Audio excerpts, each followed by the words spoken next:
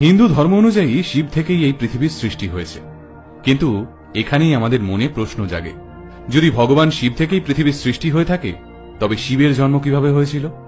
তিনি কোথা থেকে সৃষ্টি হয়েছিলেন? ভগবান শিবের পিতা আসলে কে? চলুন আজকের ভিডিওতে আমরা হিন্দু ধর্মের সবচেয়ে প্রাচীন রহস্যটির সমাধান করার চেষ্টা করি।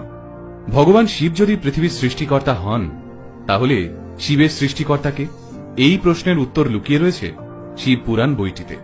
এই শিব পুরাণ অনুযায়ী একবার এক ঋষি ভগবান শিবকে সরাসরি প্রশ্ন করে বসেন, হে দেবাদিদেব মহাদেব, আপনার পিতা কে? এতে ভগবান শিব একটুও রুষ্ট না হয়ে উত্তর দেন, আমার পিতার নাম ভগবান ব্রহ্মা। তখন সেই ঋষি বলেন, তাহলে ভগবান ব্রহ্মার পিতাকে?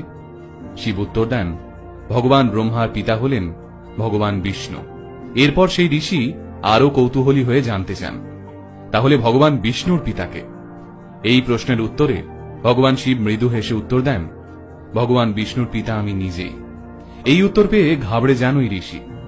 তখন ভগবান শিব তাকে বুঝিয়ে বলেন, আসলে আমার কোনো আরম্ভ বা অন্ত নেই, আমি একটা চক্রের মতন, যার কোনো সৃষ্টি বা বিনাশ নেই, আমিই আমার সৃষ্টিকর্তা।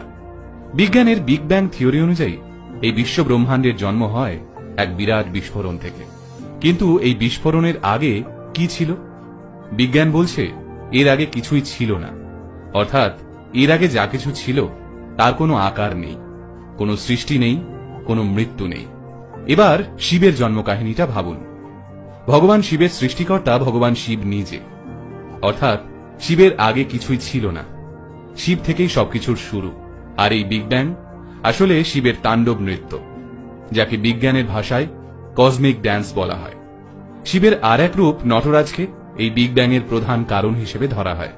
এবার চলুন নৃত্যরত নটরাজের ছবিটি ভালো করে লক্ষ্য করা যাক। নটরাজের চারপাশে থাকা এই চক্রটি আসলে বিজ্ঞানের ভাষায় ব্ল্যাক হোল। এই ব্ল্যাক হোলের সৃষ্টি হয় ভগবান শিবের তাণ্ডব নৃত্যের ফলে তৈরি হওয়া ভাইব্রেশন এবং এনার্জির মাধ্যমে। আগুনের যে ছটাগুলো এই চক্র থেকে বের হচ্ছে, তা আসলে বিজ্ঞানের ভাষায় ম্যাটারের প্রতীক।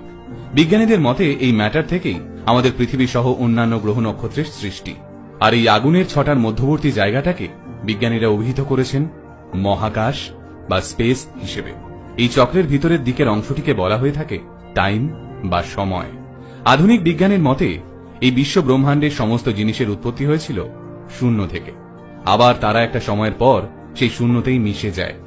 অর্থাৎ এই বিশ্ব ব্রহ্মাণ্ডের সমস্ত জিনিস শিব থেকেই এসেছে, আবার শিবেই মিশে যাবে। অর্থাৎ শিবই আদতে আমাদের বিশ্ব ব্রহ্মাণ্ড। যদি আপনি কোনো বৈজ্ঞানিককে প্রশ্ন করেন এনার্জি বা শক্তি কি, তখন সেই বৈজ্ঞানিক উত্তর দেবেন, এনার্জি বা শক্তি হল সেই জিনিস যাকে সৃষ্টি বা ধ্বংস করা যায় না, শুধু এক বস্তু থেকে আরেক বস্তুতে রূপান্তরিত করা যায়। আর শিব পুরাণ অনুযায়ী ভগবান শিবের সংজ্ঞাও ঠিক একই রকম, যে দেবতাকে কেউ সৃষ্টি করেনি, যে দেবতাকে কেউ বিনাশ করতে পারবে না, যে দেবতা সমস্ত দেবতাদের মধ্যে রূপ বদল করে বিরাজমান, তিনি দেবাদিদেব মহাদেব। অর্থাৎ ভগবান শিবই আমাদের অতীত, ভগবান শিবই আমাদের বর্তমান এবং ভগবান শিবই আমাদের ভবিষ্যৎ। হিন্দু ধর্মমতে এই বিশ্ব ব্রহ্মাণ্ডের সমস্ত মানুষ, সমস্ত পশু, সমস্ত পাখি, সমস্ত